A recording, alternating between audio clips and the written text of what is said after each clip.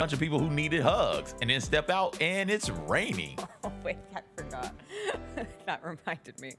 Jalen and I recreated the kiss scene in the rain. Oh, y'all did? I forgot about that. Turn up. What a moment. Good show, all in all. I made Chris go up to the roof of our place in the rain. Oh, come on. Come on. No so way. He was so mad. No way. He goes, the Notebook does crazy things to you women. Like, give me one can of wine and the Notebook, and we can be the greatest love story ever told. Also, wait. So you made Chris go take the picture. No, not take a picture. I just made us go up to the. I was like, look at our beautiful lives. I was like really in my feelings. Oh, okay. So y'all didn't take a picture. Y'all just No, we did just that. stood in the rain. So I, you and Chris just stood in the rain. up on the roof. It was so stupid. But I was so dedicated to it. I talked to him during intermission. You know, that's one of the intermission things that we do now. Of course. Tradition. It's like, yo, I'm just not great performances. I just can't get there to the same level of emotion as everybody else. And this little man here is trying to goad me into it. It's like, yeah, you can.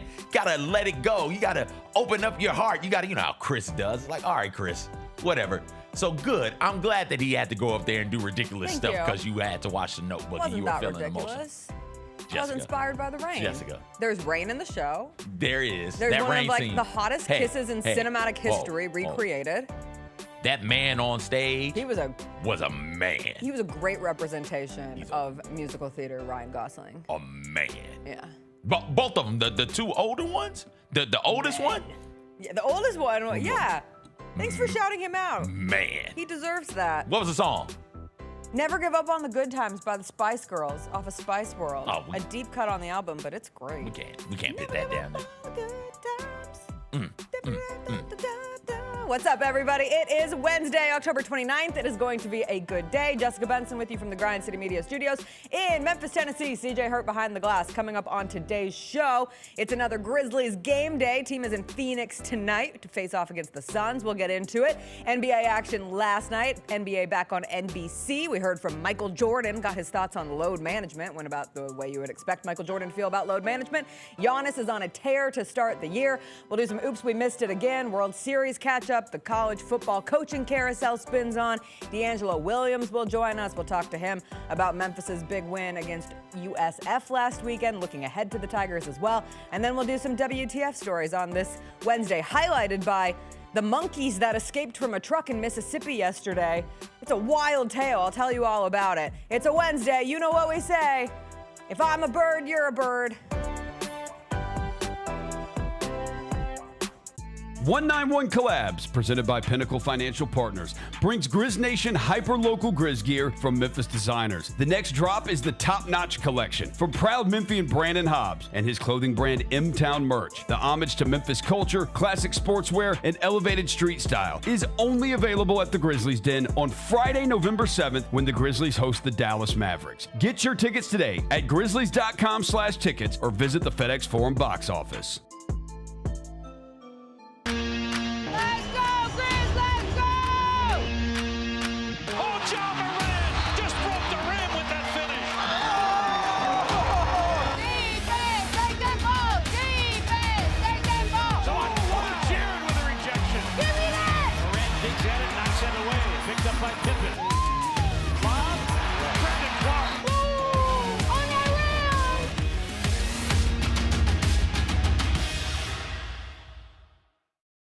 Nate Bargatze. Look, I say a lot of dumb stuff. I try to keep it in front of large groups. Seems to go better that way. Big Dumb Eyes World Tour. When you say something dumb one-on-one, it's a lot for that person.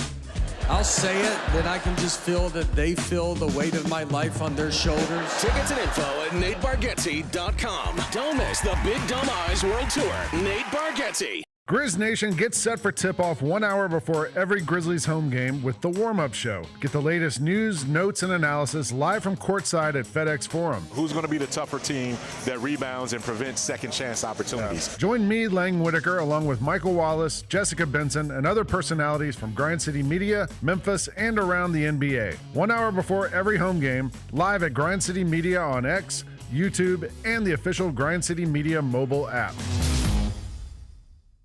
The countdown to the 2025-2026 Grizzlies season is on, and our 10-game packs are the ticket to your ultimate fan experience. Whether you want to see the big names or just cheer on your team on the weekend, you can save money on a ticket pack that fits you. Choose from 4 different pack varieties or stack multiple packs to make sure you don't miss any marquee matchup or electric atmosphere this season. Visit Grizzlies.com packs to get your ticket pack today. Jeff Dunham, Artificial Intelligence, his all-new tour. Jeff Dunham. You're the other white meat. How can you be so smart on one hand and so stupid on the other? Well, you're half of it. I realize I could have avoided all this years ago with one simple word. I do not. Silence! Don't miss a Memphis. Friday, April 10th, FedEx Forum. Tickets on sale Monday, September 29th at jeffdunham.com.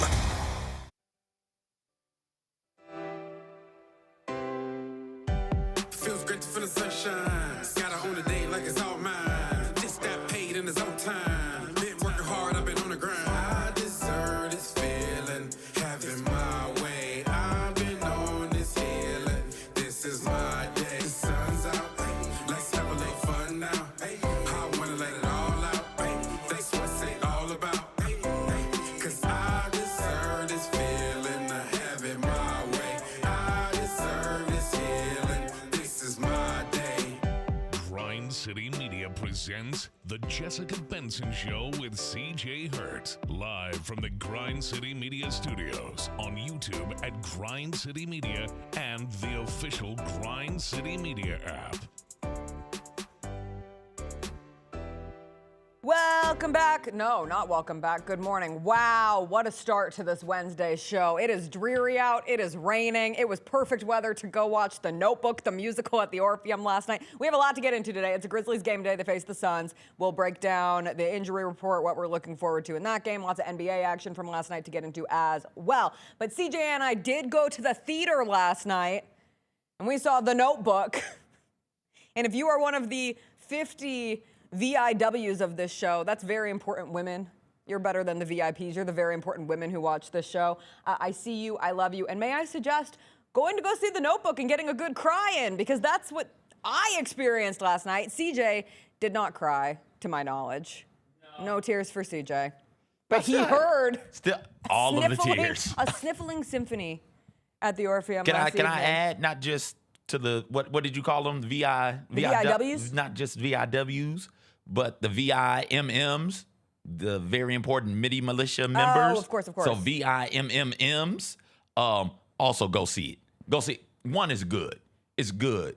Genuinely good. Shocked me. Two, you're going with a lady. She's going to be all feeling all types of ways. The most romantic she'll feel in years. Listen, I'm giving you the game right now. I'm just gifting you this experience. You'll thank me. You'll thank me. Get in the car. Get in the car. Hart. I don't know. Put on some Keith sweat or whatever. Get your lady going and go home and enjoy yourselves. And thank me later. I'm telling you.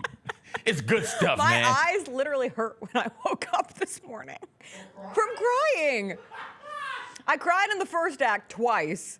And then by the time we get to the end, I'm like having trouble not being one of the sobbers, because there's levels to this. You can either cry quietly or you can make a scene. And there were people around me, and it's fine. I support you and your inabilities to be a quiet crier. How can you cry quietly in that moment? They're all you know what's happening. Yes, everyone saw the movie. He's laying in the bed now. Yes. Like laying in the bed. She's realized who he is. Everybody, all versions of them are now on stage, and then hopefully not giving a whole lot away. It's been out since 2004. The curtain drops the way the curtain drops. Yeah. It ends the way that it ends. It's like, oh yeah, we know what's happening here. Like, it just makes sense for people to start sobbing uncontrollably. I don't know if Chris had never seen The Notebook. I failed him as a woman. Like, I failed him as a wife, as a partner, as a love. He's never seen The Notebook.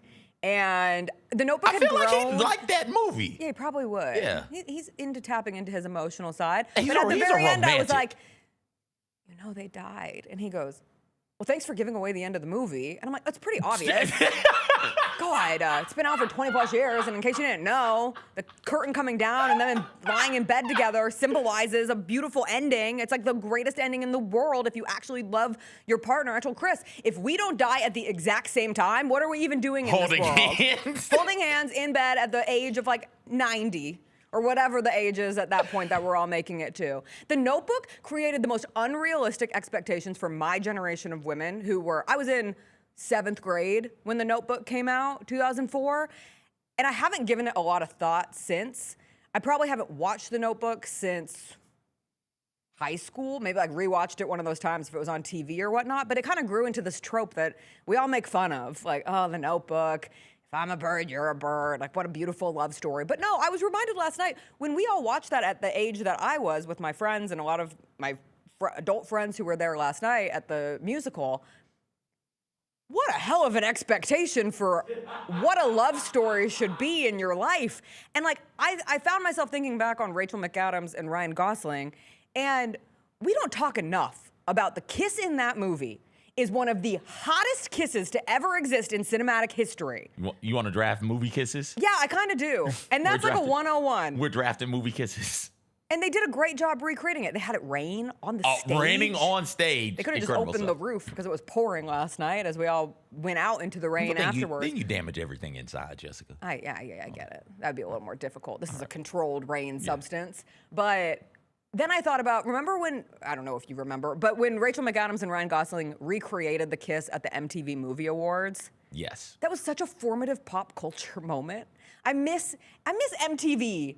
It just put me in a big nostalgia space. I was like, I miss The Notebook. Rachel McAdams had The Notebook and Mean Girls come out in the same year in 2004. Boom, boom. She was on a roll. And then I think she was in Wedding Crashers the year later, and that movie in the sky, Red Eye.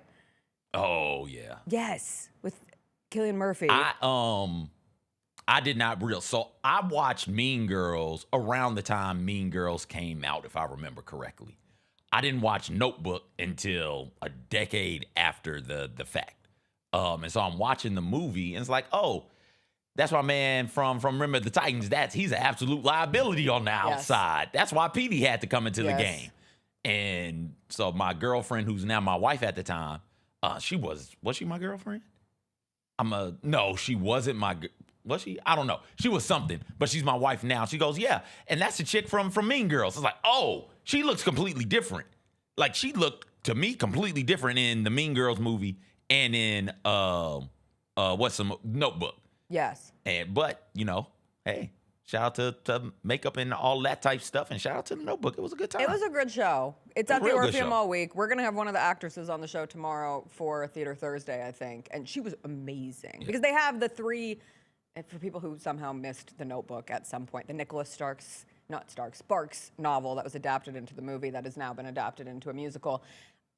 It features the story of like a young couple, and it shows them at various stages of life. So you need 3 actors to play each character, or the 2 main characters, Allie and Noah. So you have young Allie, middle Allie, and old Allie, and young Noah, middle Noah, and old Noah.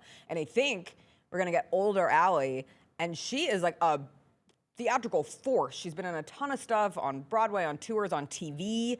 She played like opposite Audra McDonald on one of the CBS legal shows, and all the CBS legal shows all blend together for me. But anyway, we had a good time last night. I got home, was able to watch a whole basketball game. I didn't watch the whole basketball game. I fell asleep, thankfully, because I need some sweet rest. But the fact that we had a game tipping off at 10 o'clock on Peacock last night, and it was Warriors-Clippers, so naturally, Chris got to leave The Notebook, where I was feeling the most romantic girl in the world, so grateful for my wonderful husband and the love and the life that we have. And then he had the audacity to turn on the TV and say, oh, there's my true love, Steph Curry. He didn't say that. He did, but it was a joke.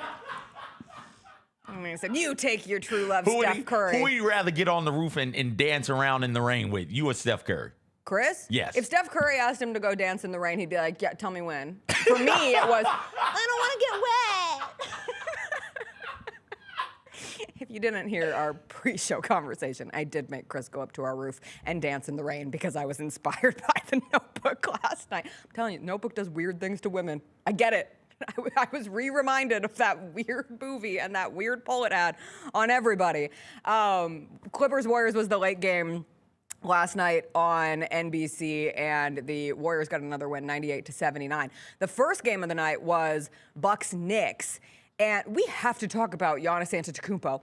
We need to talk about Giannis Antetokounmpo because he has been unbelievable to start the year. We have all moved on to the shiny new alien in Victor Wembanyama, but we cannot forget the Greek Freak because he is going off. Last night he had 37, 8, and 7 in the win over the Knicks. He's averaging 36, 14, and 7 on 69% shooting. Last night he had the added drama of it being against the Knicks and the trade rumors of it all. And at one point he had this big block on Mikal Bridges, and it eventually led to the Knicks calling a timeout. And as they're going into the timeout, Giannis is seen yelling, "This is my city! This is my city!" And I'm like, incredible work, incredible theatrics. Giannis committed to Milwaukee for now. I think he's been pretty honest about that. He was obviously asked about the trade rumors last night again. He gets asked about it constantly. And he kept trying to push it off in terms of statements he was trying to make against the Knicks. He said, listen, like they swept us in the playoffs last year. We wanted to get revenge on them in this opening week of the season. But the trade rumors have been very real, and they've been everywhere. And Giannis has said over and over, or at least for now, that he is committed to being in Milwaukee, that this is his team, that this is my city. For now. Because he also had said, that could change in 6 to 8 months. Like if they're not winning. Right now they're winning. Right now Giannis Antetokounmpo is putting up video game numbers and has the Bucks looking like a formidable contender in the Eastern Conference. But it could all change at any given moment. But for last night, it was Giannis, Milwaukee, and the Bucks. Yeah, Giannis is still playing at a really, really high level, at an elite level. We just don't make dudes who can keep up with what he's able to do, particularly in the open court. We talked some with Lang about the change in what a big man is now. Nobody is throw the ball on the block. Okay, 1 crab dribble, 2 crab dribbles, jump stop, or hook shot, or something like that, like we were doing, drop step, like we were doing back in the day. We're not asking bigs to do that anymore. So what are bigs doing now? Well, some of them are able to get out on the perimeter and then just put the ball on the floor and go by dudes and finish at a high level. And that's what Giannis has always been able to do, and what he's continuing to show that he can do. You can just throw Giannis the ball on the wing and say, all right, Giannis, there you go. There's the path. It's right there. Go get there. And he can get by the first defender, who's usually a bit slower of foot because of his size. And then when he elevates, he's still super explosive, getting off of the ground, jumps really high, jumps really quickly as well. Now, who's contesting that at the rim? There's not a whole lot of players who can do that, and he's strong, so you can't just foul him or bump him off of his spot when he decides he wants to get somewhere. Giannis is having a tremendous start to the season, and it's good to see him remind people like, yo, I'm still here. I'm not quite out of my prime yet, right? We're losing, not saying that any of these dudes are bad, because they're still great players. We're losing, though, like Kevin Durant. We can see it coming down the tunnel. We're going to lose Steph Curry here soon as well. We're going to lose LeBron James also. It's great to see that Giannis is still here playing at a elite level in the NBA with no real sign of him slowing down. We did get our second Michael Jordan sighting last night. Was he in the same outfit? Yeah. So they did one interview. They did one interview that they're dropping. Pretty sure. Gotcha. And they'll have themes of the week. And the theme of this week was load management. Why is that the theme so early into the season? Yeah, why wouldn't you wait? Good production point, CJ. You would wait on that. You could absolutely have it lined up for when there is a load management storyline, or if someone has missed a certain number of games, but whatever, we got that.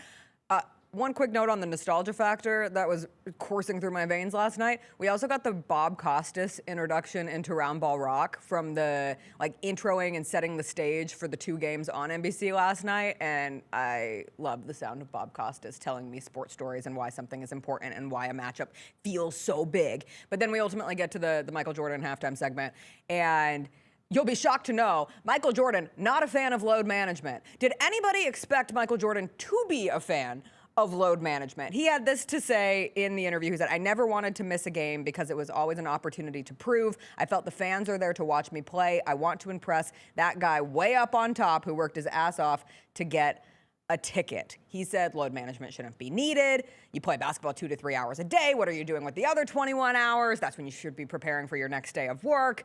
Talked about it as a duty, as an entertainer. And that's where, I really agree with the entertainer part of Michael Jordan's comments last night, because it's true. It's entertainment. It's a show. And just as you would be upset to show up to a theatrical production where the lead is out, and shout out understudies, they keep things going. Shout out role players, they keep things going and moving. But I get where that is such a frustration for fans of modern sports, and especially the modern NBA, because you just never know when it's going to impact a game that you're going to show up for. But I do find it rich that we had any question of Michael Jordan's thoughts on load management. I feel like he could always be the spokesperson of, hey, suck it up, rub some dirt on it, get back out there. You have a game to play. You have an opportunity to compete. You have a flu game ahead. Or he told the story of turning his ankle early in his career, and his teammate was like, hey, buddy, come sit over here with me. And he said, no, I've got a career to make. I was like, yeah, that's very Michael Jordan of you. Yeah, I mean, we know what Michael Jordan thinks about this, because we know what we as fans think about this. Everybody is tired of the load management portion of the NBA regular season. None of us are really excited to see a game that pits 2 teams against one another and neither team's best players are playing. All right, we don't want to see that. That's bad for the product and it's bad for the game. So he's a player. He's a former player. He's a former owner as well of a franchise. And so, yeah, I'm sure that he doesn't like it either. It's common like this. The rarity in this situation is for somebody to say, hey, you know what? I rock with load management. I'm glad that we do load management. I don't think I've heard anybody say, hey, I like load management. I've heard people say, I understand why you might want to load manage with certain players, but nobody is out here championing or advocating for stars and rosters to decide to hold out various players for no real reason other than rest. The thing with load management is it's like the boogeyman of words, because load management implies that you're well enough to play, but you're finding a reason not to for the sake of keeping miles off your legs. But then load management also in its entirety, when you look at the big picture, which is very difficult to do sometimes, but load management would seemingly be a contributing factor to a LeBron playing this late in his career, a Steph Curry staying where he's at, Kevin Durant, like these older players who have far more runway and are still playing at an elite level at ages that we haven't seen before in the sport, and a productivity that we haven't seen at that age in the sport. So there's positives to it. You also, the money factor, like these people are hundreds and hundreds of $1 million entities. Like most players aren't the ones deciding to sit out. It's a training staff that is coming to the conclusion of, hey, this is the best case scenario for us to get the most out of you through the entirety of the season, through the entirety of your career. So that also leads into it. It's a way more complex thing than just like so-and-so doesn't want to play tonight. Yeah, it is, but nobody likes it. The point is nobody likes it. You just laid out why load management exists. Yes. You don't like it. No. You understand it. It's one of those. I hate making my bed, but I understand why it is something we are supposed to do as a functioning society. I don't understand why what the hell does making the bed have to do with anything? It actually feels better to get into a made bed than an unmade bed. I can't tell you the psychological effect of it does not feel better to me. Jacob and I both. But Jacob, you and I are both larger. So we don't need sheets tucked in. Yeah, like I we don't need sheets tucked in because my feet get claustrophobic, so my feet need to get Your out of the feet sheets aren't, anyway. Jessica, I know how tall you are. Your feet aren't reaching the bottom of the bed but anyway. they come out of the side. I sleep with like my body in the sheets and my feet curled outside the sheets. You're an awful human being. That's how most people sleep. No. Yes, it is. Raise your hand if you feel personally victimized by the sheets making your feet feel claustrophobic. They have to be out and free. But tell the people how you sleep again. You sleep in the sheets. In the sheet. But my feet are out. So I'm like curled in my sheets and my blanket. But your feet are out on the side. But my feet are often out on the side. Are you not afraid of the boogeyman coming to bite your toes off? No. I haven't been afraid of the boogeyman since last week. Jessica, I have drawers under my bed, so there's no place for the boogeyman to be. Nobody, very clearly, you didn't see that movie about the boogeyman, that Disney comedy. No, very clearly. Nobody sleeps that way. Yes, they do. Yes, nobody they do. sticks their feet out the side of the do. blanket. What are you talking about? For us shorties, it's not like they're ever going to stick out the end of the blanket. They have to stick out the side. I'm going to be astonished if I don't have a solid contingency of people who don't also put their feet outside the bed. On the side. I know people who do it at the bottom because they're long. My feet don't reach the bottom. Yeah, so it doesn't make sense for your feet to be claustrophobic. You have all of that space in the blankets. But they get hot. Okay, we'll take a break. We'll come back. Grizzlies game night tonight in Phoenix. Grizzlies Suns. We'll take a look at the injury report for tonight, what stands out in this upcoming game against the Suns, how it could have long-term implications for both teams when we get to the end of the season. Plus, we'll talk a little World Series, some college football coaching news, which we haven't been able to get into this week with all the busyness of Grizzlies, hustle, all that jazz. We'll get into it after a quick break.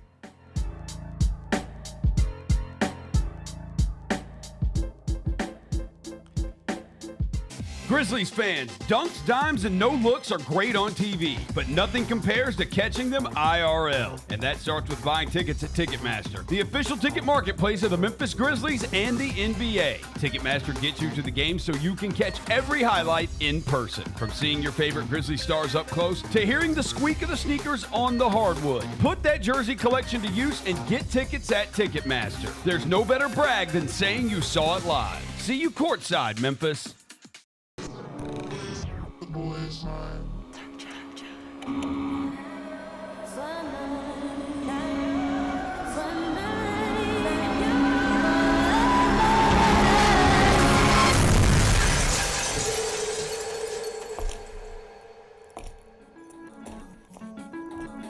You ready? I've been ready. What are we waiting for? The boy is mine.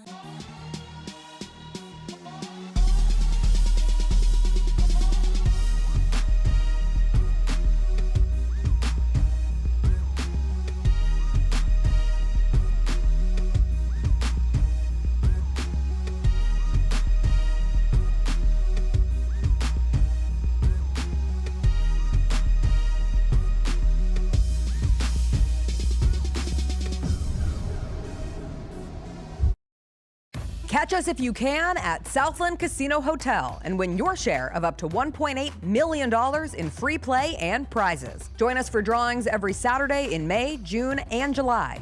Each month, over 900 winners will take home free play or drive off in a new car or motorcycle. Be there for all 6 grand finale drawings and try to catch us if you can, only at Southland Casino Hotel. Must be 21 up. Play responsibly. For help quitting, call 800-522-4700. Watching the Grizzlies is easy with FanDuel Sports Network. If you have cable or satellite, you're all set. Find us on your channel lineup. You can also use your TV provider login to watch games on the FanDuel Sports Network app. No cable or satellite? Subscribe directly to FanDuel Sports Network online. You can also watch on Prime Video by adding a FanDuel Sports Network subscription. Not sure where to start? Visit FanDuelSportsNetwork.com to learn more. Calling all collectors! Topps NBA basketball trading cards are back! It's available in the Grizzlies Den by Fanatics and online at Topps.com. Rip into bold color parallels, electric inserts, relics, and autographed cards from today's biggest stars and the next-gen talent. Look out for rookie cards of Cooper Flagg and Dylan Harper, plus Grizzlies favorites Ja Morant, Jalen Wells, and so many more. You don't want to miss this drop. Grab your set before it's gone. Kroger shoppers and Grizz fans. Want exclusive last-minute discounted ticket deals texted straight to you? Sign up with the new Kroger Buzzer Beater deal. Fans can sign up by texting Grizz to 636-479 or visit your local Kroger store in the Delta Division and scan the QR code. By signing up, you agree to receive recurring automated promotional and personalized marketing text messages from the Memphis Grizzlies. Consent is not a condition of any purchase. Message frequency varies. Message and data rates may apply.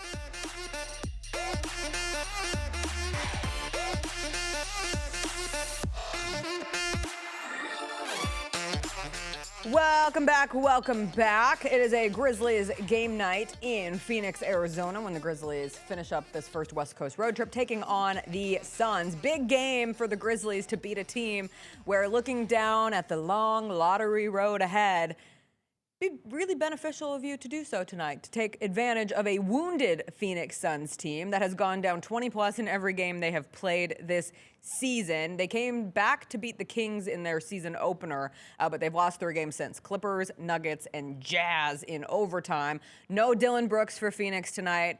It's disappointing. I always enjoy a good Grizzlies versus Dillon Brooks matchup at this point, and it would have been the first of him being on the Suns for the Grizzlies to face, but he's out with injury. Jalen Green is questionable. On the Grizzlies side, it looks like we might get our first Vince Williams Jr. possible sighting of the season. He's been upgraded to questionable from out as he has dealt with the variety of lingo used to describe whatever's going on with his ankle, which started as his heel, but as we know, the foot is all connected in that place. And then Santi Aldama is questionable with shoulder soreness. Gee, I wonder what could have happened the other night that would lead Santi Aldama to being questionable with shoulder soreness. But we will see if he plays tonight. What would you like to see from the Grizzlies, CJ?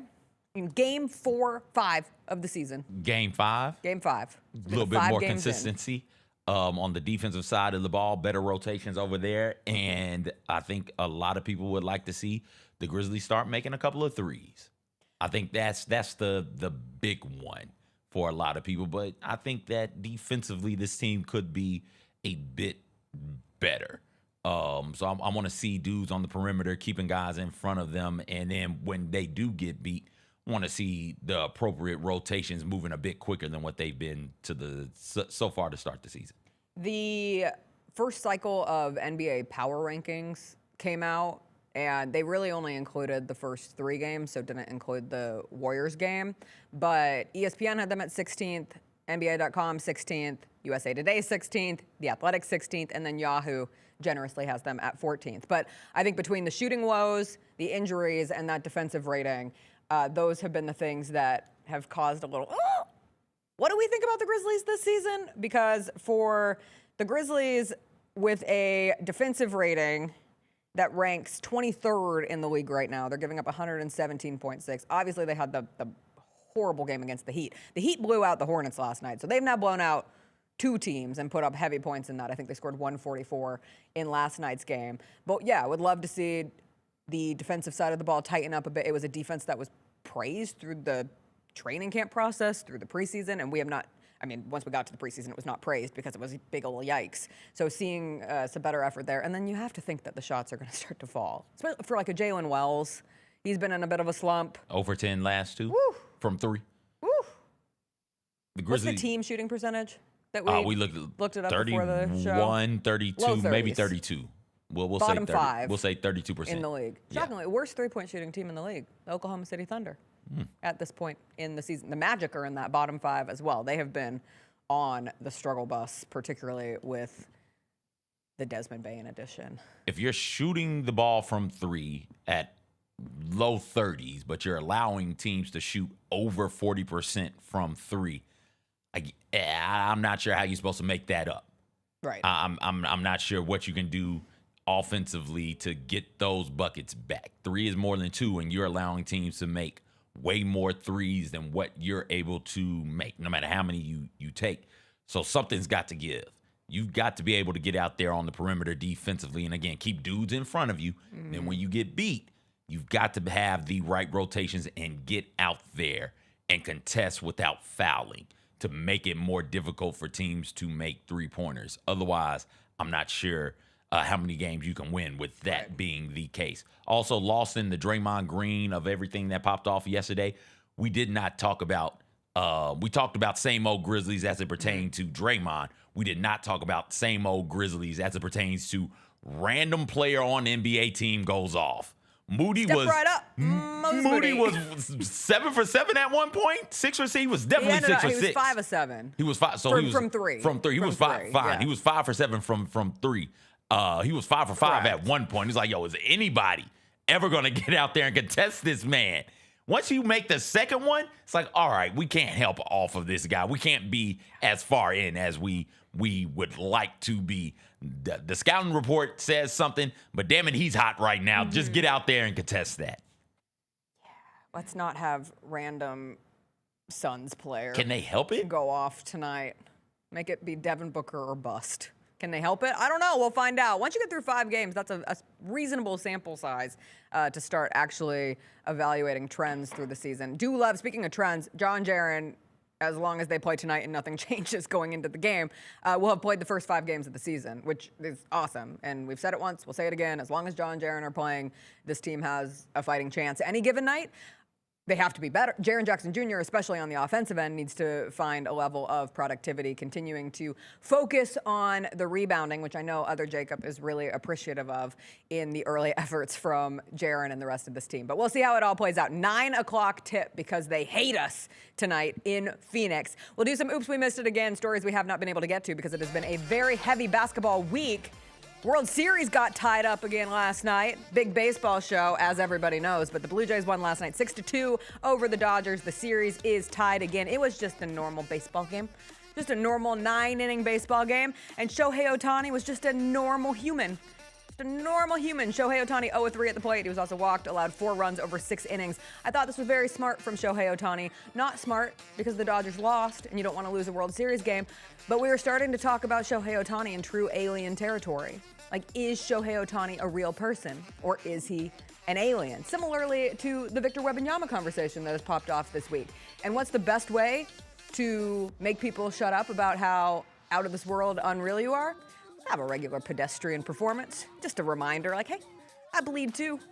I'm a human too. Look at me. And then he'll come back and do something absolutely absurd in their next game. This was from the 18-inning game that we didn't get to talk about extensively yesterday, but just a wild sports factoid. Did you see the Brad Paisley stat? I don't see anything about Brad Paisley, so no. Fair. I usually don't see anything about Brad Paisley. Brad Paisley sang the anthem the other night. Okay. 18-inning game. Tied for second longest World Series game in Major League Baseball history. What if I told you that the other 18-inning game, Brad Paisley also sang the national anthem for, and he has also sang the national anthem at a World Series game in 2017 that went 11 innings and a World Series game from last season that went 10 innings. If you want a non-normal baseball game to be played, the key is have Brad Paisley sing the national anthem. Can you name me one Brad Paisley song? I can only do it because I just looked at it. I have one. I like Whiskey Lullaby. Me too.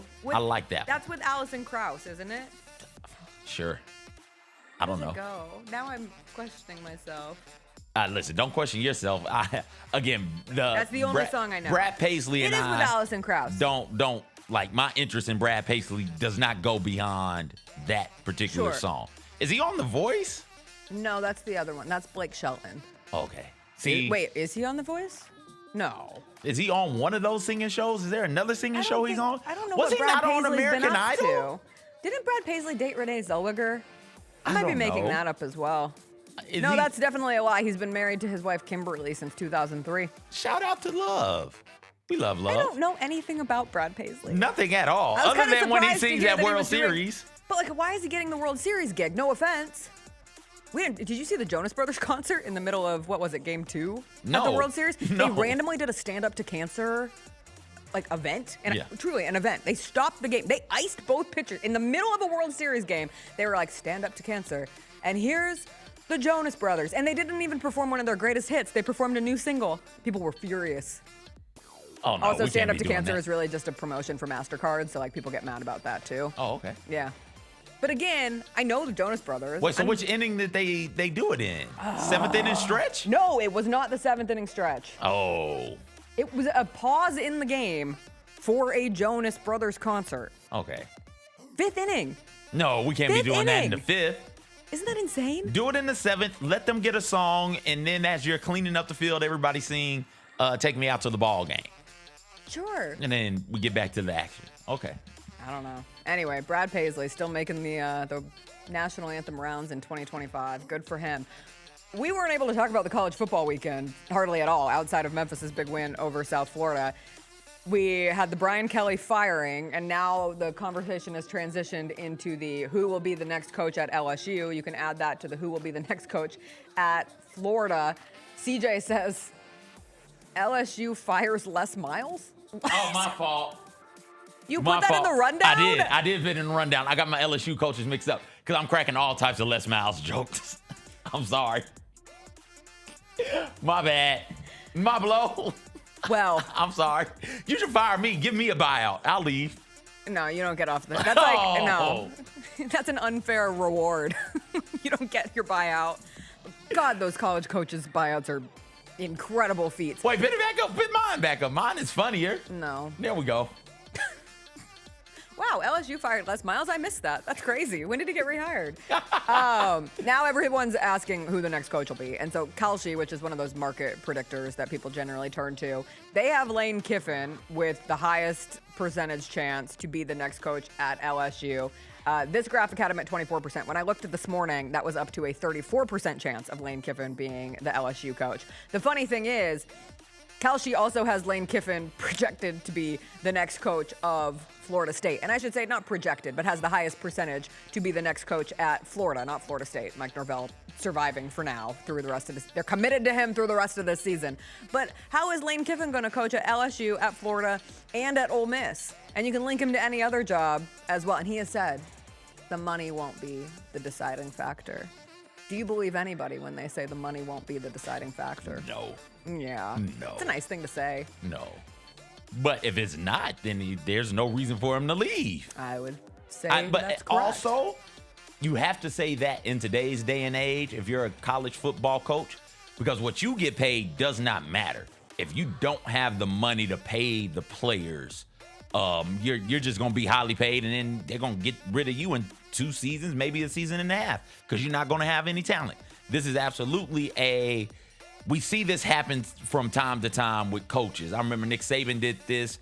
I remember Gundy did this, right? Coaches, when they get desirable, when Texas comes sniffing around Nick Saban would go to Alabama and be like, hey, Texas is looking over here.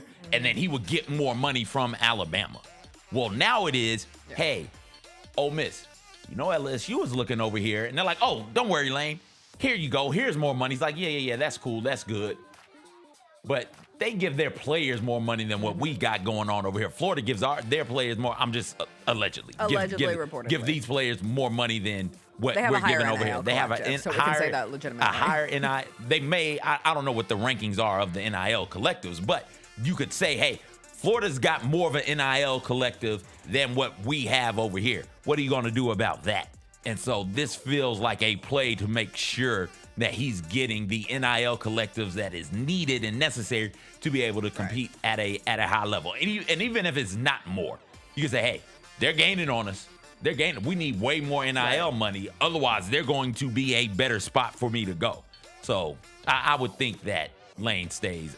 If I was Lane, I'd stay in Ole Miss until the goodwill is gone, and then I'd leave. I don't know. I'd follow Scott Woodward, the LSU athletic director, to the depths because he gets his coaches big old contracts that then result in big old buyouts. He is now responsible for the 2 biggest buyouts in college football history because he was the athletic director at Texas A&M who hired Jimbo Fisher, and then when Jimbo left, he got the highest buyout of all time, and what was it, $70 million? Something ridiculous. Something stupid. And then he also hired Brian Kelly at LSU, and now it's like, are you really going to let this man hire another coach? He's been responsible for the 2 largest buyouts that we've ever seen in the sport. He's a fascinating guy.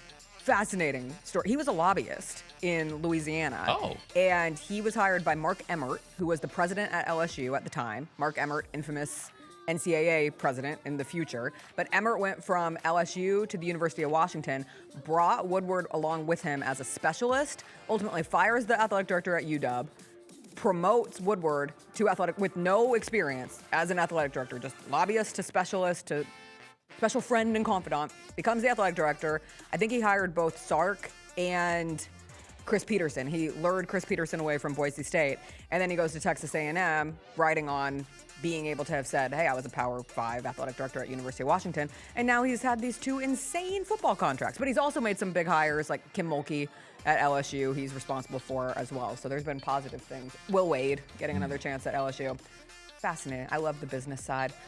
We'll take a break. DeAngelo Williams is going to join us when we come back. We never know what we'll chat with DeAngelo about, but we will get his take on Memphis's big win from last weekend and more when we come back.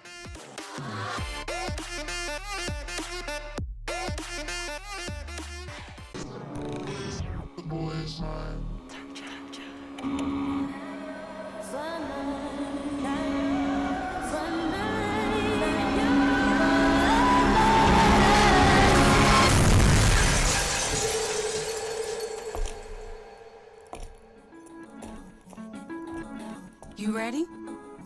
I've been ready. What are we waiting for? The boy is mine. Let's go, Grizz! Let's go! Oh, John Moran just broke the rim with that finish. Defense, take that ball! Defense, take that ball! Jared with a rejection. Give me that! Moran digs at it, knocks it away. Picked up by Pippen.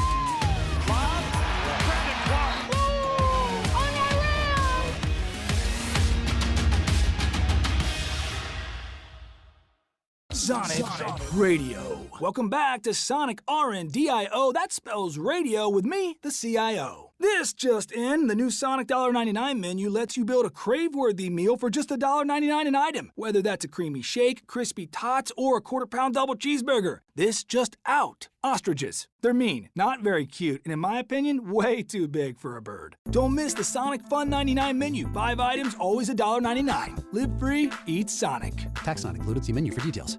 Just walking through FedEx Forum, what's that been like for you? To be back here knowing that this is going to help St. Jude, it's going to recognize Fred Smith. Yeah. Come on now, what he did as an individual. It's going to highlight the city and that what this great place is. There's not many cities like Memphis. The Gary Parrish Show, live on weekdays at 10 a.m. on YouTube at Grind City Media and the official Grind City Media app. The countdown to the 2025-2026 Grizzlies season is on, and our 10-game packs are the ticket to your ultimate fan experience. Whether you want to see the big names or just cheer on your team on the weekend, you can save money on a ticket pack that fits you. Choose from 4 different pack varieties or stack multiple packs to make sure you don't miss any marquee matchup or electric atmosphere this season. Visit Grizzlies.com packs to get your ticket pack today. Kroger shoppers and Grizz fans. Want exclusive last-minute discounted ticket deals texted straight to you? Sign up with the new Kroger Buzzer Beater deal. Fans can sign up by texting Grizz to 636-479 or visit your local Kroger store in the Delta Division and scan the QR code. By signing up, you agree to receive recurring automated promotional and personalized marketing text messages from the Memphis Grizzlies. Consent is not a condition of any purchase. Message frequency varies. Message and data rates may apply.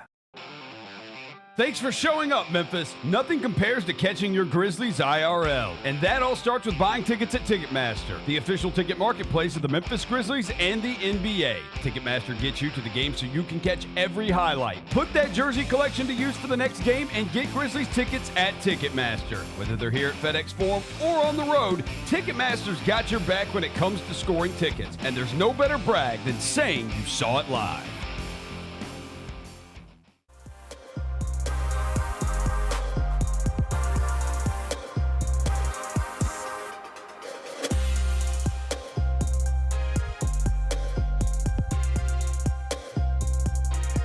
Welcome back. It is Wednesday. That means it's time to catch up with one of our favorites, DeAngelo Williams. DeAngelo, how are you?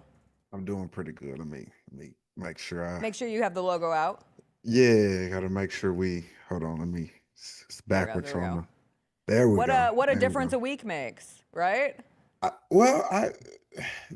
was really no difference. I have a question though. I have a few questions. Okay. Okay, so my first question is does anybody know what Brandon Lewis injury was? Lower leg injury ain't enough for me. I need to know what happened. Uh-huh. So do anybody know what happened? Like, Lower leg. Oh, so we still just got the. Yeah, that's all we got. Yep. All right. Okay. So we all still on the same page. Correct. Yes. Okay. So lower leg injury. We didn't really know how to gauge it because he either practiced or didn't practice. Like, we was kind of following the story real close. Yeah. A lot of people didn't think he was gonna play, and then boom, he's starting. Not only is he starting, he's running around the damn football field like the injury never happened. Uh-huh. So, which now, and again, when you have success, you have to find something to complain about. I'm not going to complain about the fact that we got to come down from 17 down at home or 18 down at home and make the whole damn crowd have a damn heart attack before they can get out of the game free and clear because we want to make them close. We don't want to just blow good teams out because that's just too good for our fans.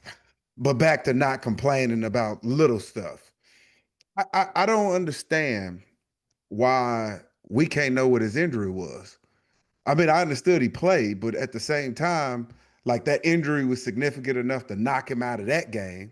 So you would think, and then take him out of a couple of plays or practices. So I'm like, okay, well, he may not start. I'm going around feeling bad because we don't have our starting quarterback going into this South Florida game, and then boom, he's the starting quarterback. Was it just me, or did I miss something here, or is this?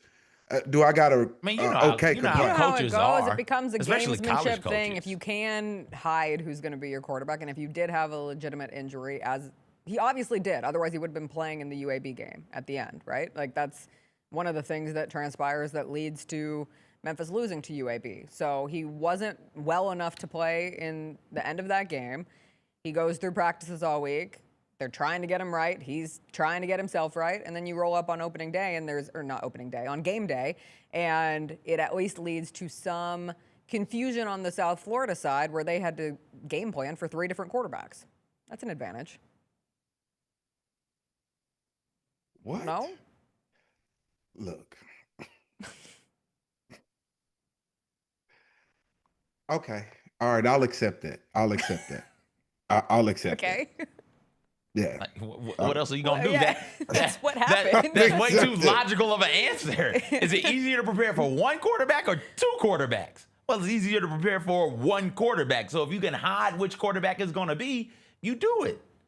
Okay. And especially if there ain't no rules. Hell, we had the Ravens last week do this. Yes. They said Lamar Jackson was a full practice participant on Friday. Then on Saturday, they were like, oh, yeah, by the way, he didn't practice fully on Friday. And in fact, he's going to be out on Sunday. It's like, wait a second, you can't do that. You can't redesignate somebody the day after, can you? It happens. CJ. What? CJ, can you please just listen to me and understand what I'm trying to say? It's difficult when you came playing against 3 impactful quarterbacks. Yes, you're absolutely right. The game plan against a quarterback that's like a Lamar Jackson type, which is a run, versus a quarterback that stays in the pocket. Yes, you're absolutely right. Proven quarterbacks, National Football League, that's a great example. But when we talk about college, and your second quarterback has never taken a collegiate snap, what the hell you mean game plan against more than one quarterback? What do you mean it's never taken a collegiate snap? Until last week. I'm talking yeah. about I'm talking about UAB. You're telling me that South Florida was like, okay, we need the game plan against Brendan Lewis. We need the game plan against AJ.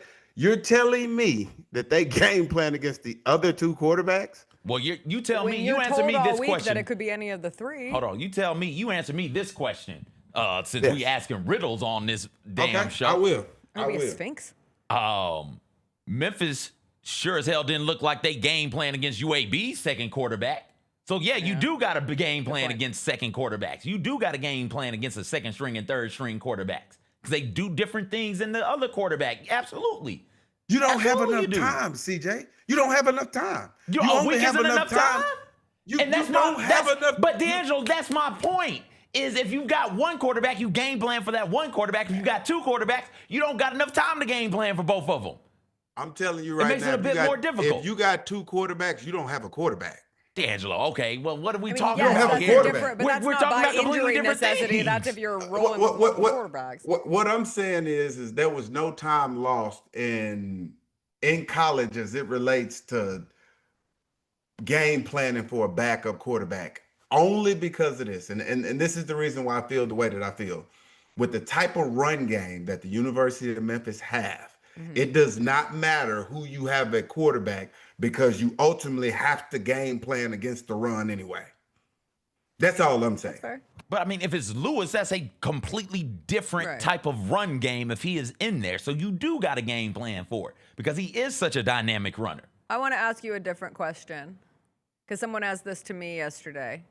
If you had to pick, you can't say both. You can't cheat. Okay. What impressed you more against South Florida? Brendan Lewis's second half performance or the Memphis defense's second half performance?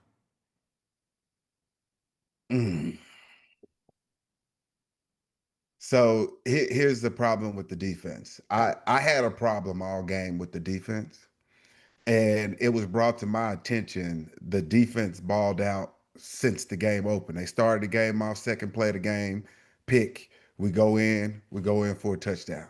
So if you look at our defense versus how our offense played in the first half, you would see that it was more so our offense not playing well versus our defense not playing well. That's where the points came up. We kind of put ourselves against the wall. It's easy to score points when you're on a short field, in my opinion. I mean, it's a lot more difficult for you to drive 90 plus yards and put it in the end zone versus, starting at your 30, 40, or 50.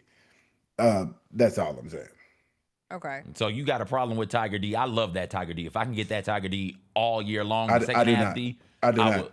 I will take it. I do not. I absolutely. I fired the defensive coordinator 4 reps into it. I was like, why the hell are we rushing 3 on a quarterback that we want him to now here's the thing. If you rushing 3 and you dropping 8 and you're playing zone and you have a quarterback that's athletic like this kid is, why would you rush 3 and drop 8 and put this man in one-on-one situations with DBs and linebackers? And so I'm like, why don't we fire his ass up? Let's send everybody. Let's make him. I'm trying to send ball boys. I don't give a look. You're gonna have to show me that you can make decisions right now, because I found out that really gifted and athletic players, the longer you give them time to think, the better they become. So I'm gonna make you guess on the fly. Yeah, you finna figure this out on the fly. We all finna figure it out on the fly. When they ask me what was you doing, hell, I don't know. I just know that I was doing something that hadn't been done in a long time, and that's putting pressure on this guy at quarterback. Every time we rushed 3, I was losing my damn mind because he was sitting back there and he was just surveying the field. And I'm like, this is not what he does. This is not what he does. No, what he does is that crazy 44-yard run where he broke the tackle and hurdled the guy. Yeah, and then I'm like, now we all on Sports Center because our defensive coordinator want to rush 3. DeAngelo, I go through some things. You are going through some things. You said you had other questions for us, and we are always answerers of your questions. So where are we going next? Okay, so after rushing 3 and dropping 8, what are you standing the game from a quarterback like a Lamar Jackson type? Like, are you not playing into his hands? Because, as a quarterback, in order to keep us on rhythm, we want 3 or 4 yards. So it's a third and manageable. So we can either figure out if we want to run this ball or if we want to pass it. As long as you keep me manageable, I'm okay with what decision you make. Now, when you don't keep me manageable, now I got some questions like, hey, okay, if you're going to make that decision, at least give me some room to work with. I just didn't see why was that in the game plan to begin with? What you don't want, because South Florida is a big play team, Explosive right? play, yeah.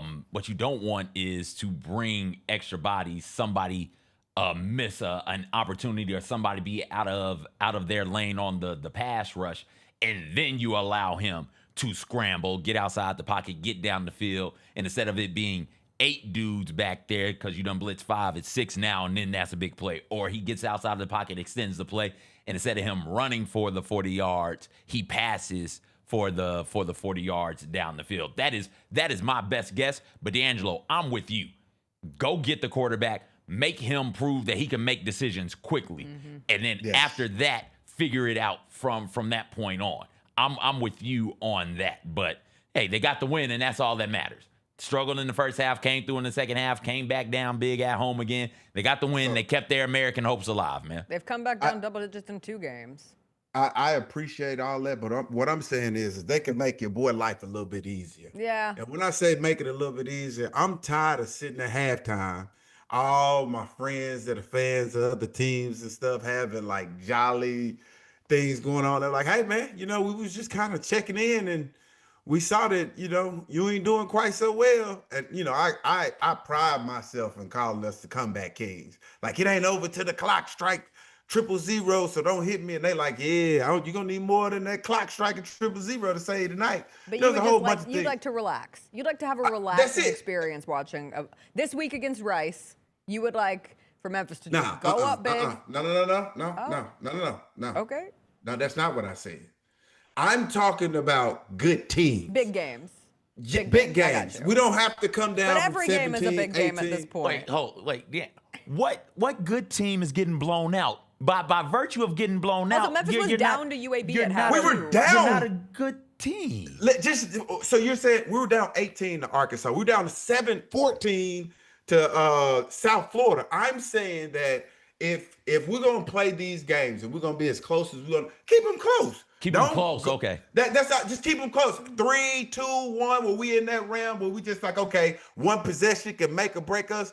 I'm tired of coming back from behind because I'm down 14 at halftime, and I'm sitting there like, damn. In my mind, I got a game plan, but they don't have the same game plan I have. So when they come out and I'm like, hey, UAB, for instance, I'll give you a case in point. And it's going to make me mad, and I'm going to try not to get upset. I still don't know for the life of me why when our quarterback goes down, why we just didn't hand the ball off to our 2 amazing running backs instead of deciding to just drop back and act like we wasn't missing a quarterback. Blows my mind, but I'm not going to get into that. But my game plan after he went down, I'm like, we finna run the hell out of the ball. We finna get 3,000 yards rushing our running backs. This UAB team can't stop us from running anyway. The only one that's been stopping us is the offensive coordinator. So I'm like, yeah, AJ, get in there. And I'm like, okay, maybe we just wasn't properly protected. We didn't have what we needed in our pockets. So we stuck it in just to see what it felt like. And then when I realized that it was going a lot longer than it should have, I was like, oh, this is happening. He don't care about being protected. Nothing. This is it. This is it. And that's how we had the oops, baby. That's how we had an oops baby. No oops babies last week though. They tested it. We were protected. Tried and tested. We already know that if we lean on those 2 Trojans that we got back there, that we're gonna always be protected and have what we need. Would it be an oops baby if in this analogy? Because you were dogs in that situation. So like that would have been planned. Wouldn't it? We're getting technically. That's a planned thing. Right? Like that's a planned pregnancy loss in this analogy. Because you're a dog in that situation. I guess planned but unwelcomed. Hey. That's that's what my parents named me, planned but unwelcome. That's what's on my birth certificate. It's incredible. Yeah. I guess we have to do this. This is our fate we must suffer. This is the situation. DeAngelo, I'm sorry you're so down. I thought you'd be on top of the world after this win. Oh no, I am. But my thing is like when you look at these games, and it's crazy to me because I thought like everybody else, South Florida, big damn game, 18 team in the country. I ran over to ESPN. I'm like, oh yeah, they finna just talk about us because like, you know, and it wasn't, it was like, you were supposed to do that. And I'm like, oh, okay. My mindset is the one that's off, like, you know, after a big win, because every win at home is a big win. Right. Because they just only get bigger. So, you know, we're celebrating South Florida and we got Tulane coming up. We got Navy, we got Rice. You know, so DeAngelo, Tulane is sent rabid monkeys up here to try and ruin the Memphis Tigers football program. Okay, wait, no. The monkeys got misidentified. The monkeys were fine. The monkeys were not infected. They were going to get into a lab where they were going to be used. Jessica, let me ask you this. I'm serious. If you lost some infected monkeys, would you not immediately say, hey, they're not infected?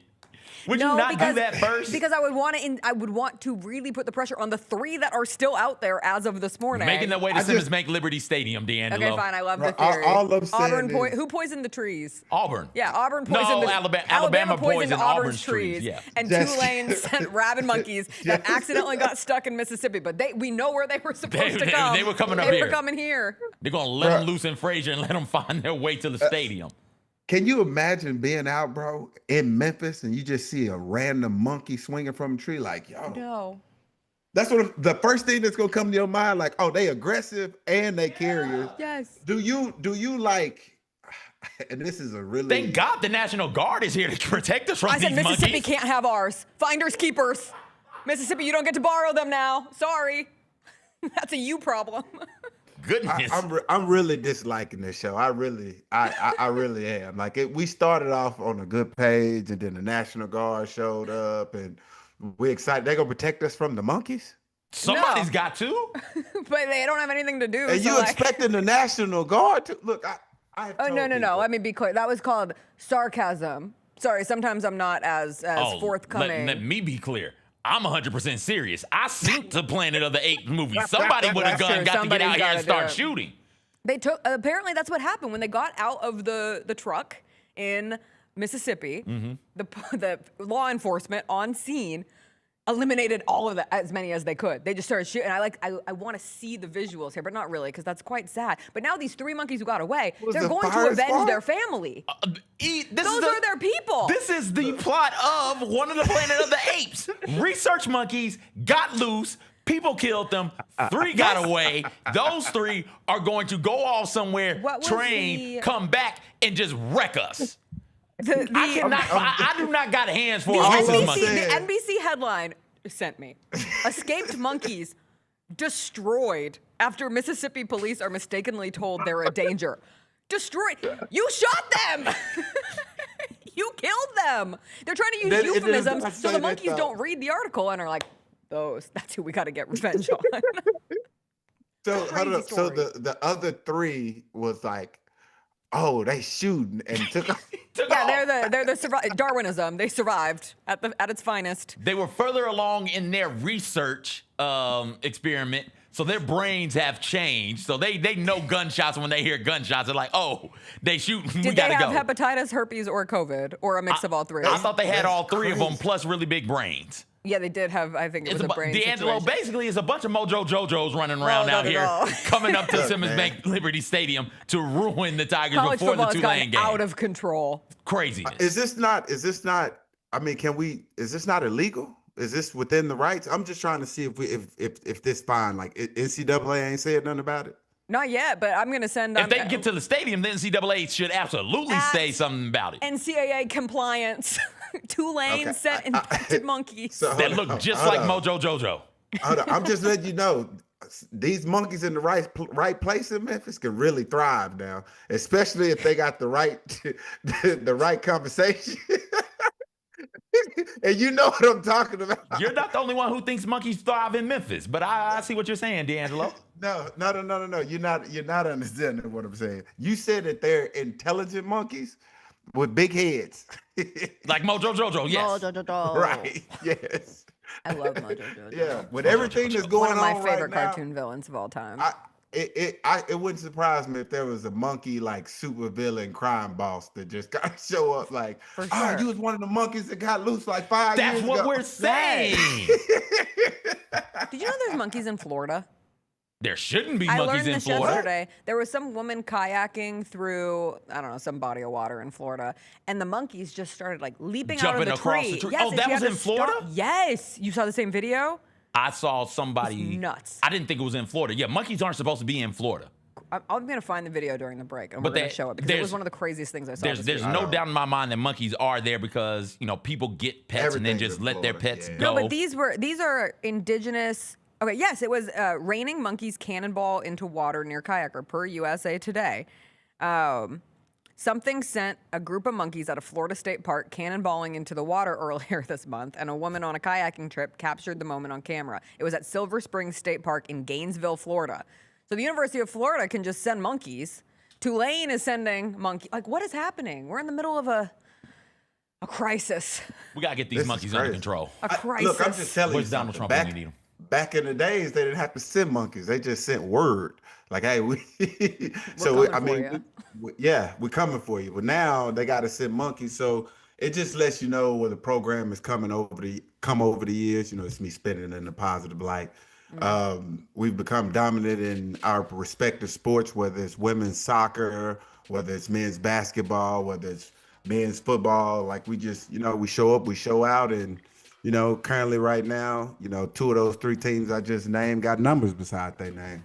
Thank you for shouting out the Memphis women's soccer team because Yeah. they are killing it. They're ranked Oh, third it in the is country, highest crazy. ranking in program history. They're gonna Hey, be no, undefeated it's still going into climbing. postseason. That man sat and Brooks looked us in lied the to eye. us. Where's Clip it? Coach Monaghan lied to us. He lied to us. He said, "How good are you guys gonna be?" Like, I don't know. We're not. We're young. we're so probably, young. We're probably not. What? Gonna be That's what very he good. Got a lot of new faces. I'm not No, sure he how we're gonna be didn't. assassins. That's how they're gonna be. Yeah, and it's Undefeated so 2 crazy. times? Yeah. It's crazy too because they're good because there's no over the top celebration and like, okay, good game, good luck to you guys next round. It's crazy. DeAngelo, thanks for a wide assortment of conversation as always. We'll see you next week. If you got any Thank tips you. on getting rid of monkeys, let us know because they're coming, D. No, they're not, bro. I don't think they ain't got. I'm telling you right now, if deers are still getting hit by cars, I don't give a damn how smart the monkeys gonna get.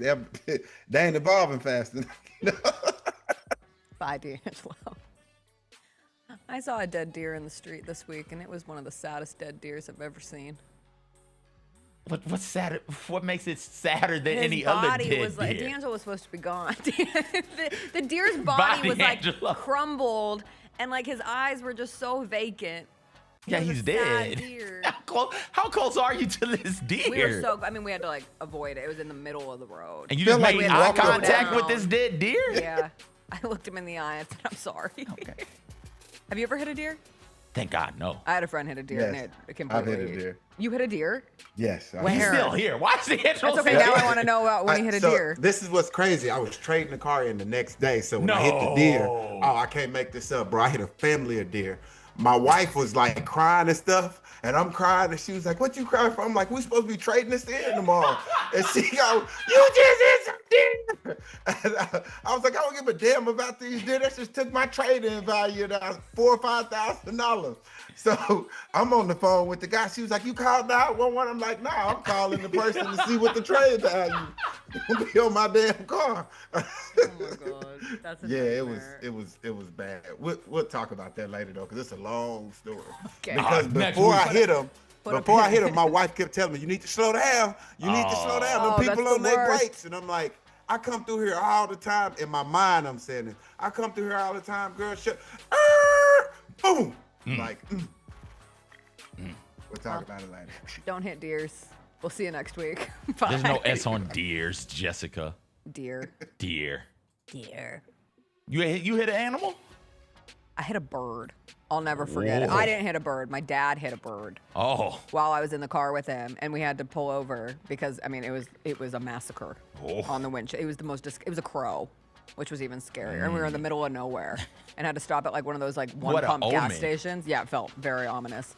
Have you ever hit an animal? I hit a squirrel once. How do you hit a squirrel? The squirrel came across the street. I was driving. I was like, oh, let me swerve. The squirrel stutter stepped. I was like, oh, let me swerve back. The squirrel went back. I swerve again. And then the squirrel just ran right underneath the car. I was like, squirrel, I'm trying to avoid you, dog. Damn. Blue goop, blue goop. My dog got hit by a car. Did it die? That was really sad. No, she lived. She had to have surgery. Oh, okay. Yeah, there was a boy in our neighborhood selling wrapping paper.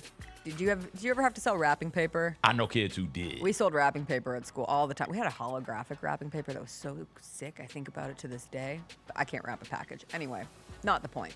He came over, and I wasn't home. And my dad opened the door to like let the kid in, who we know.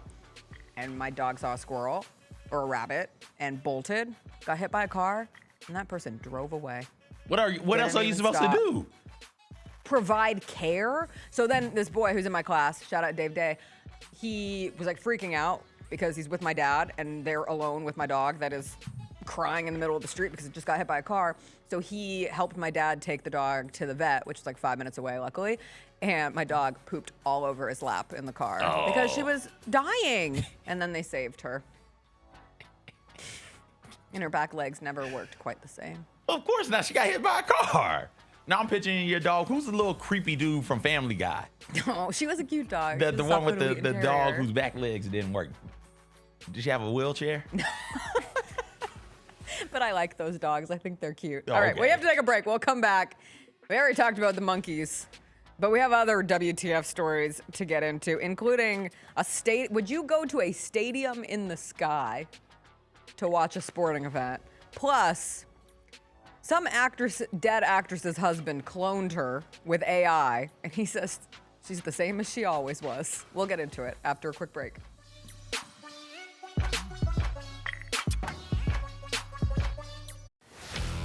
Let's face it, there's a lot of trash talk in basketball, but the great teams let their performance do the talking.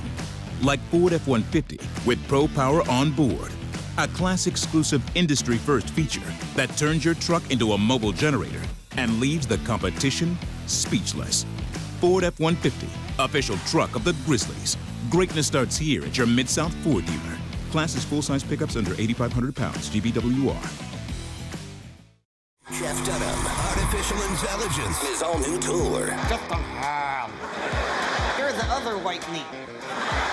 Ramsey, how can you be so smart on one hand and so stupid on the other? Well, you're half of it.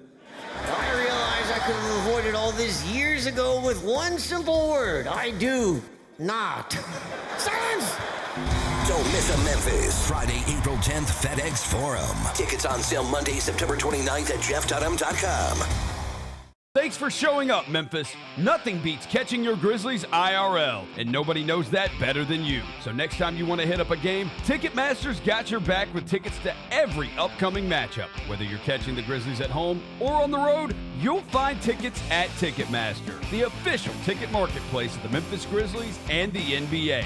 Keep putting that jersey to use and get Grizzlies tickets today. There's no better brag than saying you saw it live. See you courtside again soon, Memphis.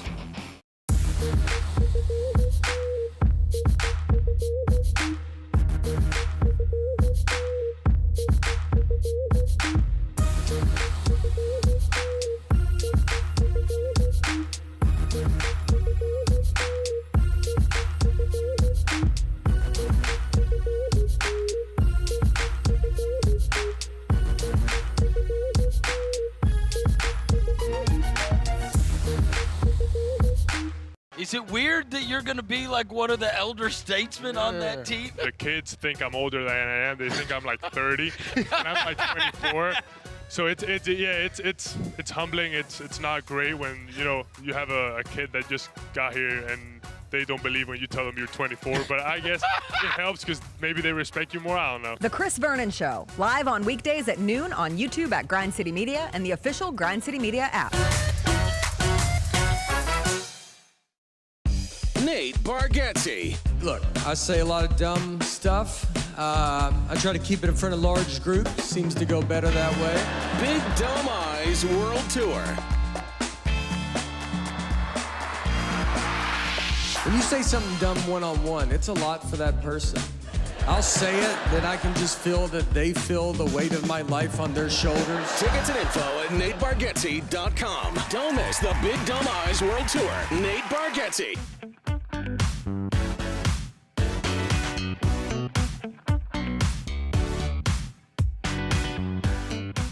Welcome back. Our chat question of the day was, what is the best thing to do in dreary weather? Because the weather is very dreary here in Memphis today. And I didn't realize that CJ put one of the options as sweet, sweet lovin'. And that has 45% of the vote. Of course it does. 31% with a nap. 13% eat soup. Nobody eats soup in that damn read chat. a book. I know nobody reads. The soup thing surprised me.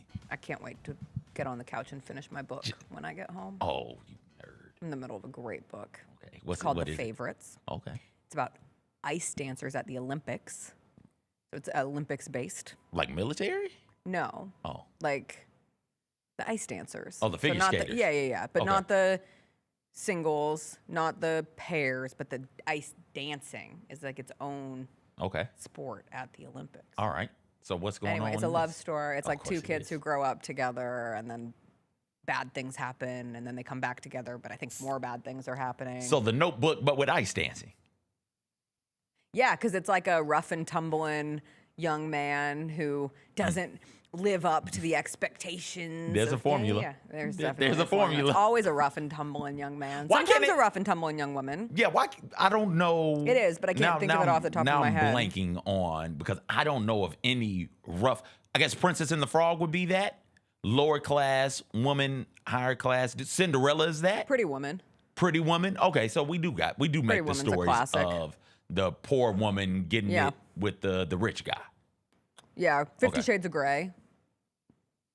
I never read it. Tell me about it. I What's don't that think about? she's a poor woman, but she's What happens in that book? she's a lost woman. Is she lost? It's about sex!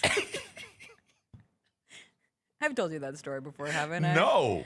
It's the most pretentious sentence I'm ever going to say. When I spent my summer at the Yale School of Drama. Oh, you've said that sentence before. Come I on, had keep this teacher, Lady Jane Crumb, and That one is of our pretentious. texts that we were studying was A Streetcar Named Desire, and we were going through and text study is really tedious and you're going line by line and trying to figure out, is there extra meaning to this? Do you need to dive deeper into character study? Whatever. And we get to some very simple line, and I can't remember the line to this day, but she's going around the room and she goes, what do you think this means? Someone will say something. What do you think this means? Someone will say something. No. And she gets so mad, and she always had a giant Dunkin' Donuts culotte every day. I don't know if this lady's still alive. Where is she? Shout out. She was a legend. She just pounds on the table and she goes, it's about sex, right? And to this day, I think about it often. You telling inside jokes to only yourself. Yeah, I do it. It's hilarious. But now everybody's in on the inside joke. Now So we we're can all all on- say now it's about it's- sex. Okay, all right. Sweet, sweet lovin'. The Notebook. Life. 50 Shades of Grey. Crazy Rich Asians. I'm on a list of Poor man, poor woman movies on Okay, IMDb. here we go. Here we go. Sense and Sensibility. Oh, we're going back. All right. And that's a book Coming also. to America. They have listed. Okay. Technically. Not technically, yeah. One's Yeah. a prince, one is Yes. an heiress to McDowell's. Yeah. Okay. Yeah. All Good Things. Okay, I'm Which is familiar. a very niche movie, but yes, it is factually. Strong Girl Bong Soon. Unfamiliar. Mary Riley. Unfamiliar. Now we're getting into okay. So there's like 5 known rich man, poor woman movies, and the biggest is Pretty Woman. Okay.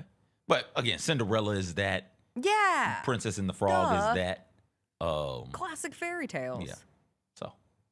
Little Mermaid, not that. She's a princess of the sea. And he's just a scoundrel.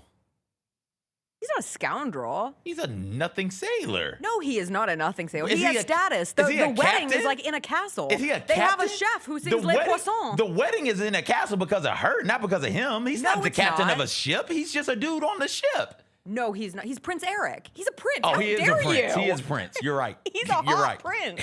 Hot. Where are we putting Hunchback of Notre Dame? Because Esmeralda, They're both just rough and tumble. yeah, but she's not with Quasi. She's with John. She gets with the attractive man. Oh. And he probably has status. Okay. So that's poor woman, rich man. Okay. I see. And she leaves behind the deformed man who was so nice to her. Well, listen. Happens. You can be nice, but if you're ugly, you're just ugly, dog. You got to find another way to make it. And is he ugly? I was revisiting Hunchback of Notre Dame, and I was like, they left no stone unturned in the design of this character. All right, some WTF stories. This story is insane. Do you know who Suzanne Somers is? Okay, I think this is one of those representations of someone who was obviously huge in her generation, carried over to our generation only because they would show episodes of Three's Company on TV Land. Oh, okay. Yes, Blonde on Three's Company. Okay. Chrissy on Three's Company. Gotcha. But she was also in she was in American Graffiti. She was in I think she was in The Nutty Professor, if I remember correctly. I don't remember her there. But she was on a great show called Step by Step, which was one of my favorite Fox Family shows of all time. She was the mom on that. Well, it was TGIF first. Was it TGIF? It was TGIF first, yeah. Okay, I always... Step by Step is incredible show. Step by step, day by day. And that roller coaster. Start over a different kind of way. Anyway, she died. When? A while back. Oh, okay.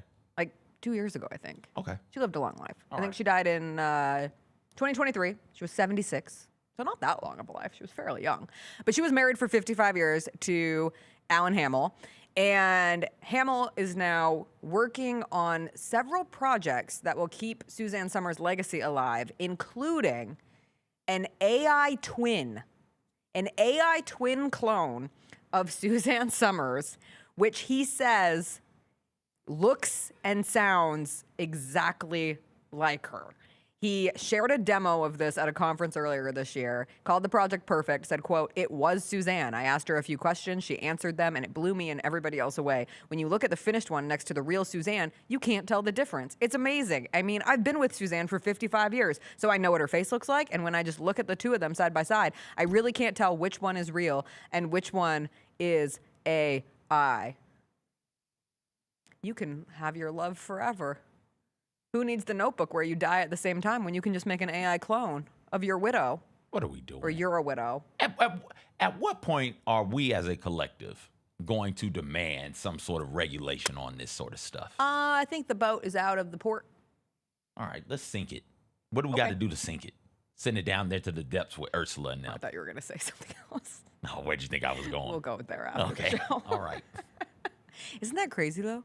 It's why are wrong. we doing this? It's wrong. It is wrong. We shouldn't be doing this. You shouldn't be allowed to create the likeness of a person in this sort of a way. And for what? So that you, the husband, can make money continue to make money off of her? One of his things was that he wanted her to be honored by the Kennedy Center Awards. And the Kennedy Center came back and said, we loved your wife's work, but we traditionally we don't do posthumous awards. They're awards that are granted when the person is still alive, so they attend, and then you have the performances and the honoring and whatnot. And he goes, well, I know she's not technically alive, but she's alive now again with this AI clone. You can just use the Suzanne Somers AI clone. And I was like, oh my God. Man. No, we don't need this. Not only do we not need this is bad. Do I know how I feel like the real test is? Like if they had a dog. Can the dog sniff out that it's not real? But if the dog can't even tell, we're so screwed. We're cloning dogs so that people have the same that's been dog for, come on, When are they bringing Walt Disney back? I don't know. His head is still there, isn't it? Okay. His whole body. I thought it was just his head. I thought he was totally in the cryo chamber. I thought just his head was in there. I don't know. I've been watching Gen V and just thinking about people who get held alive for a long time. And I'm like, when are we going to have one of those? Come back. Because there's very few things on Gen V that aren't happening in real life, but at least we haven't established that piece yet. Walt Disney would have been mad at the crowds at Disney World this weekend, I'll tell you that. Or when I was there, I'll tell you that. Especially, I was there. So that one, not real thrilled about that point. And two, I think I saw a few yarmulkes out as well. So Last but not least, Saudi Arabia has unveiled a first of its kind $1 billion Sky Stadium. Speaking of things we don't need to do, this is unveiled in Saudi Arabia. It's the Neom Sky Stadium.